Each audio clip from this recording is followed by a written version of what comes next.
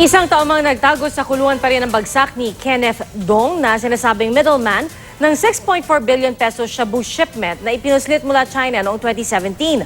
Ang depensa ni Dong sa report ng saksing si Chino Gaston. Mahaba at iba na ang kulay ng buhok ni Kenneth Dong nang madakip na mga tauhan ng NBI Anti-Organized Transnational Crime Division. Ibang-iba sa itsura niya kumpara noong napatawag siya sa Senado noong August 2017 at nang madakip noon dahil sa reklamong rape.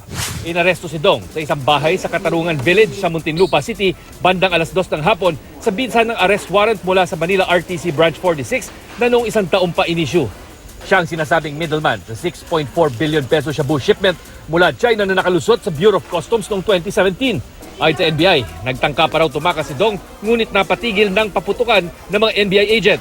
Isinailalim si Dong sa booking procedure at sa NBI detention facility siya magpapalipas ng gabi dahil holiday bukas. Posibleng sa Miyerkules na siya ihaharap sa Manila RTC Branch 46. Itinanggi naman ni Dong ang mga paratang sa kanya. Walang kilalaman doon sa droga. Alam naman lahat ng tao na nadamay lang talaga ako dyan.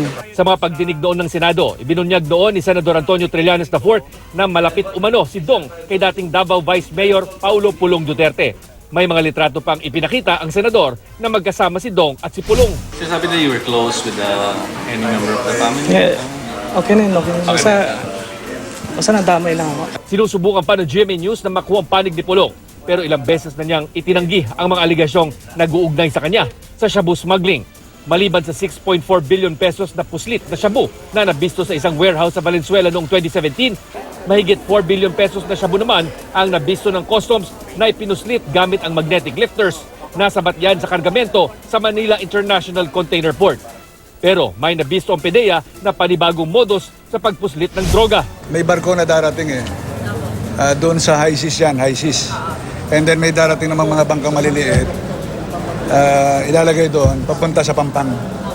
And then yun na, may kukuha ng grupo at normally dinadala sa mga ganitong warehouse. Yan ang estilo ng sindikatong nagpasok sa bansa ng 274 kilos ng shabu na natagpuan sa isang bodega sa Tanza, Cavite. Ang halagang niyan, halos 2 bilyong piso. Napatay sa operasyon ang 2 Chinese national na mga miyembro umano ng isang international drug syndicate. 11 buwan isinailalim ng PDEA sa intelligence surveillance ang 2 napatay na Chino at kanilang grupo. Ako si Chino Gaston ang inyong saksi.